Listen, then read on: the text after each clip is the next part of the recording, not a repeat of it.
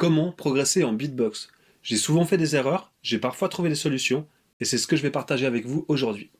Ah, PTK Beatbox Tuto. Salut, c'est Gomar, bienvenue sur PTK Beatbox Tuto, c'est un plaisir d'être avec vous aujourd'hui.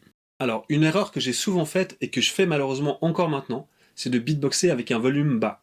Je m'explique. Le beatbox, c'est cool, parce que tu peux beatboxer partout. T'as toujours ton instrument sur toi, et c'est très pratique pour le faire dans la rue, le faire dans le tram, dans le bus, etc. Maintenant, le problème, c'est que si tu t'octroies pas des petits moments de travail tout seul, ça va être compliqué de progresser. Pourquoi? Parce qu'en fait, quand t'es dans la rue ou quand t'es dans le bus, forcément, tu vas pas beatboxer à plein poumon. Hein. Il y a du monde autour, les gens peuvent te regarder bizarrement, même si tu t'en fous un petit peu, on va dire que ça va être difficile quand même de beatboxer avec un volume correct. Moi, personnellement, quand je suis dans le bus, quand je suis dans le tram, je vais beatboxer un petit peu comme ça. C'est un peu du beatbox mental, ça se passe plus dans ma tête que réellement dans ma bouche. Donc c'est bien parce que je vais pouvoir le travailler tout le temps, mais malheureusement je vais perdre de l'efficacité. Pourquoi? Parce que je vais prendre un mauvais pli.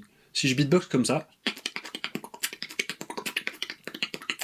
revient un petit peu à faire de la musculation avec des poids d'1 kilo. Hein, tu vas être en mode... Le problème c'est que ta musculature va pas se faire, d'accord? Tu peux arriver à avoir des mouvements même propres, mais le fait de ne pas avoir de poids, ton muscle il va pas prendre, d'accord? Là, la bouche c'est pareil. Le fait de ne pas donner beaucoup de force, pas beaucoup de pression, ta bouche ne va pas se muscler. C'est comme ça, c'est comme ça, c'est la musculation de la bouche, ok? Tu peux marcher dans la rue, après tu vas à la salle pour t'entraîner. Pareil, tu vas beatboxer dans la rue, tu vas aller dans ta chambre et tu vas t'entraîner. Donc faut vraiment donner le maximum. Donc ce qui est important, c'est au lieu de faire des kicks, des charlets, des snares, comme ça, il faut les donner au maximum. Parce que, par exemple, tu vas peut-être pouvoir placer proprement un sp, mais ça va pas être la même chose quand tu vas le faire en sp. Ok? Pareil pour les kicks. Ça va pas être la même chose quand tu vas faire un sp. Sur un roulement de kick.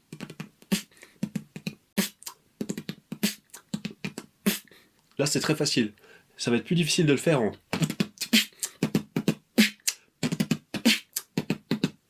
Donc pense bien à toujours prendre du temps pour t'entraîner avec un volume élevé. Ça veut pas dire que tu dois plus du tout t'entraîner à volume bas, au contraire, mais vraiment pense à prendre du temps pour le faire à volume élevé. Toujours prendre le temps de le faire avec un niveau élevé.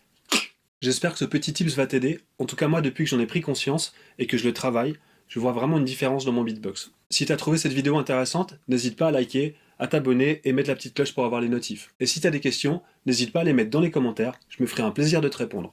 On se retrouve dans une prochaine vidéo, merci d'avoir été attentif et à bientôt. Beatbox Tuto.